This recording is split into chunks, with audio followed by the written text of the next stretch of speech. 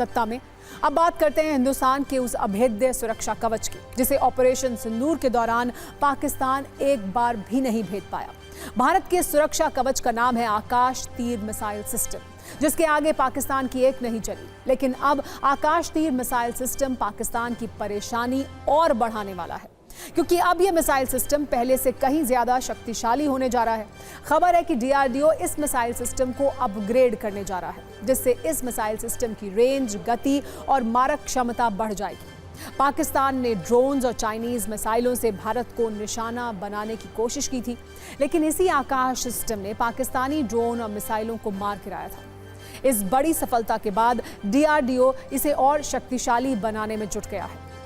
सूत्रों के मुताबिक डीआरडीओ ऐसी तकनीक पर काम कर रहा है जिसमें मिसाइल के मौजूदा डिजाइन में बड़े बदलाव किए बिना ही इसकी क्षमता को बढ़ाया जा सके। इसके लिए मिसाइल सिस्टम की रैमजेट मोटर को अपग्रेड किया जाएगा। एक ऐसे प्रोपल्शन फ्यूल को विकसित करने पर काम किया जा रहा है जिससे मिसाइल की गति और रेंज को बढ़ाया जा सके। हालांकि आकाश मिसाइल सिस्टम की रेंज कितनी बढ़ेगी, इसकी जानकारी अभी डीआरडीओ की तरफ से नहीं दी गई है, लेकिन उम्मीद यह है कि नए प्रोपल्शन फ्यूल के इस्तेमाल से रेंज को 10 से 25 किलोमीटर तक बढ़ाया जा सकता है।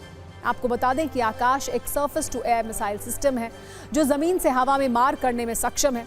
यह दुश्मन के ड्रोन, मिसाइल और फाइटर जेट्स को हवा में ही मार गिराने में सक्षम है। फिलहाल इसकी रेंज 45 किलोमीटर है, जो बढ़कर 70 किलोमीटर तक हो सकती है। फिलहाल इस मिसाइल की गति 3000 किलोमीटर प्रति घंटा है। प्रोपल्शन फ्यूल अपग्रेड होने के बाद इसकी गति भी बढ़ सकती है। सबसे बड़ी बात यह है कि इस अपग्रेड के लिए मिसाइल सिस्टम को रीडिजाइन करने की जरूरत नहीं पड़ेगी। दरअसल प्रोपल्शन फ्यूल किसी भी मिसाइल की गति और रेंज को निर्धारित करने के लिए अहम है। ये एक तरह का ईंधन होता है जिसका इस्तेमाल मिसाइल, रॉकेट या अंतरिक्ष यान को गति देने के लिए किया जाता है। ये ईंधन किसी भी मिसाइल को प्रारंभिक गति और ऊंचाई प्रदान करता है, उसे लक्ष्य तक ले जाने के लिए अतिरिक्त ताकत देता है, साथ ही टारगेट के करीब पहुंचने पर मिसाइल की गति को बढ़ाता भी है। प्रोपल्शन फ्यूल की मात्रा और उसकी जलने की दर ही मिसाइल की गति और रेंज को निर्धारित करती है।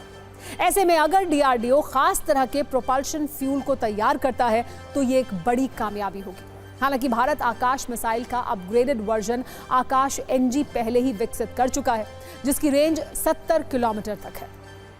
भारत के लिए आज रक्षा क्षेत्र से जुड़ा दूसरा शुभ समाचार भी है।